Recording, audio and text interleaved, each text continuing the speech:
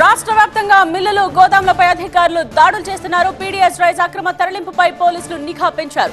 పౌల్ట్రీలు ఇతర పశువుల దానాలకు ఉపయోగిస్తున్న ముఠాల్ని గుర్తించే పనిలో ఉన్నారు. తూర్పుగోదావరి జిల్లా ఉండ్రాజవరం పౌల్ట్రీ ఫామ్ లో అక్రమ పీడీఎస్ రైస్ ని సీజ్ చేశారు. వేలివెన్ను జోగిరాజు పౌల్ట్రీ ఫామ్ లో 1842 కేజీల రేషన్ బియ్యాన్ని పట్టుకున్నారు. కోళ్లకు దానాగా వాడుతున్నట్టుగా గుర్తించారు.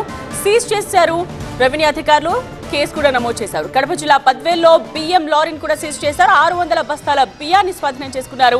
అలాగే శాంపిల్స్ ను ల్యాబ్ కు పంపించారు. కోళ్లకు దానాగా పీడీఎస్ రైస్ ను ఉపయోగిస్తున్న తంతు తూర్పుగోదావరి జిల్లా ఉండ్రాజవరంలో కనిపించింది. ఏకంగా 2 టన్నుల బియ్యం ఉన్నట్టుగా గుర్తించారు అధికారులు. కడప జిల్లాలోనూ బియ్యం అక్రమ తరలింపును అడ్డుకున్నారు పోలీసులు. ఈ బియ్యాన్ని పోర్టుకు తరలిస్తున్నట్టుగా అనుమానిస్తున్నారు. అయితే ఏ పోర్ట్ ద్వారా ఎగుమతి చేయబోతున్నారు, అసలు ఈ బియ్యం ఎక్కడి నుండి వస్తోంది, ఎవరివి అనే విషయాలపైన ఆరా తీస్తున్నారు. దీనిపై మరిన్ని డీటెయిల్స్ మా ప్రతినిధి సుధీర్ అందిస్తారు.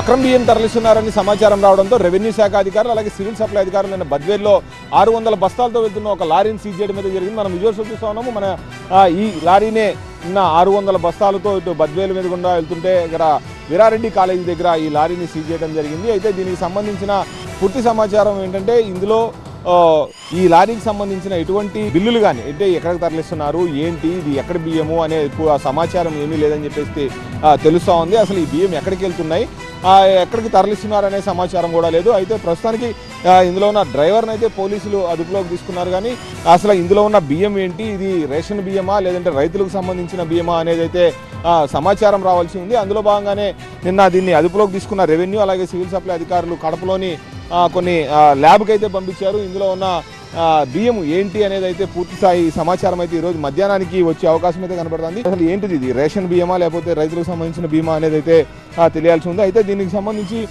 నెల్లూరు జిల్లా నెల్లూరు పోర్టుకి వెళ్తుందా లేదంటే చెన్నై పోర్టుకి వెళ్తుందా అనే దాని మీద కూడా కొంత అనుమానాలు ఉన్నాయి. ఎందుకంటే లారీ డ్రైవర్ చెప్పిన సమాచారం మేరకు ఇది నెల్లూరు పోర్టుకి వెళ్తుందని చెప్పేసి చెప్తా ఉన్నాడు. కానీ అది సమాచారం కాదు, ఇది ఇక్కడ నుంచి చెన్నై పోర్టుకి వెళ్తుందని చెప్పేసి కొంతమంది చెప్తా ఉన్నారు.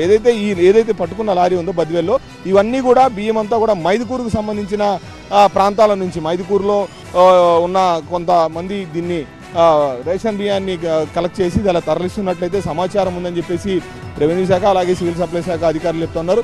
ఏదైనా ఓవరాల్గా దీని ఈరోజు మధ్యాహ్నం ఏదైతే ల్యాబ్ రిపోర్ట్ వస్తుందో ఆ ల్యాబ్ రిపోర్ట్ ఆధారంగా దీనికి సంబంధించిన పూర్తి సమాచారం అయితే తెలిసే అవకాశం కనబడుతూ ఉంది.